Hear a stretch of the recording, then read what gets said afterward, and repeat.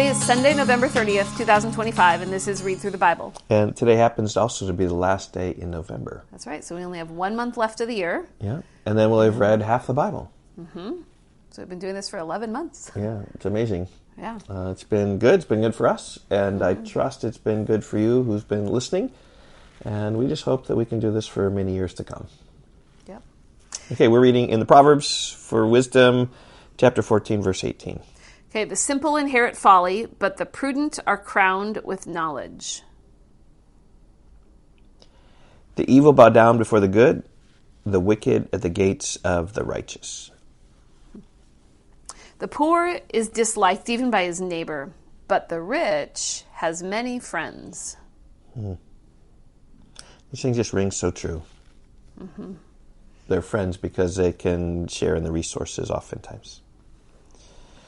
Whoever despises neighbor is a sinner, but blessed is he who is generous to the poor.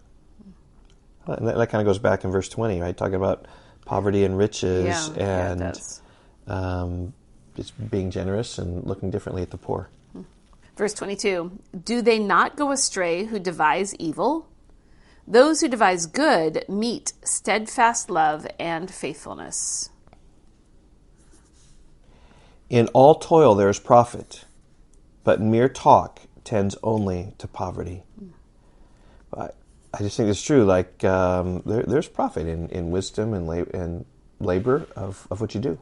I think this is helpful for students. Maybe taking a class they don't think is going to help. And I know my testimony is I was a physics computer science major in college, and I do not regret any physics class or any computer science class I take for my preaching of the Bible. I think it's helpful to develop the mind, develop areas of knowledge, and somewhere it will be useful. In all toil there's profit. Verse 24, the crown of the wise is their wealth, but the folly of fools brings folly. A truthful witness saves lives, but one who breathes out lies is deceitful. In the fear of the Lord, one has a strong confidence, and all his children will have a refuge. The fear of the Lord is a foundation of life, that one may turn away from the snares of death. In a multitude of people is the glory of a king, but without people a prince is ruined. It's like the conspiracies. We saw that with when Zimri took reign. The people of Omri saw that and said, hey, Omri had the people, Zimri didn't have the people. Right. And Zimri came to ruin in 7 days. Whoever is slow to anger has great understanding, but he who has a hasty temper exalts folly. Yeah, be slow to anger. And that's like the Lord. Right? He is slow to anger and abounding in steadfast love and truth. I think that James in the New Testament talks about that. Yes. A tranquil heart gives life to the flesh, but envy makes the bones rot. Whoever oppresses a poor man insults his maker, but he who is generous to the needy honors him. Okay, just again, a reflection back when it's talking about being generous to those who are poor, like verse 21. But that's the way the Proverbs work. Like you kind of hear it over and over again. It's sort of a different slant on things. Just being gracious to the needy. Verse 32, the wicked is overthrown through his evil doing, but the righteous finds refuge in his death. Wisdom rests in the heart of a man of understanding, but it makes itself known even in the midst of fools.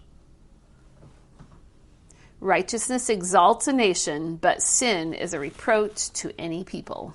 And I know you're thinking about northern Michigan. Yep, and a family camp that we went to for a couple years, and every morning they would raise the flag and say the Pledge of Allegiance, and then after the Pledge of Allegiance they would say this verse. Righteousness exalts a nation, but sin is a reproach to any people. It's Camp Gitchagumi. It was a great place we went to. Not been there in 20 years, but it was so fun. Great and helpful. Yeah, but that's a great verse about our nation, any nation. A servant who deals wisely has the king's favor, but his wrath falls on one who acts shamefully. Okay, there are the Proverbs. Just trust that you'll take these, and they're difficult to summarize. In fact, you can't really summarize them, but you can apply them. So take one or two or three, and I think even in a reading, it's interesting that we have some Proverbs that just are part of our lives. That help. And the longer we live, I think more and more Proverbs kind of come to life, and will come to life as we read them, meditate on them, and seek them and apply them. So great. So we will see you tomorrow in December. All right, goodbye. Bye-bye.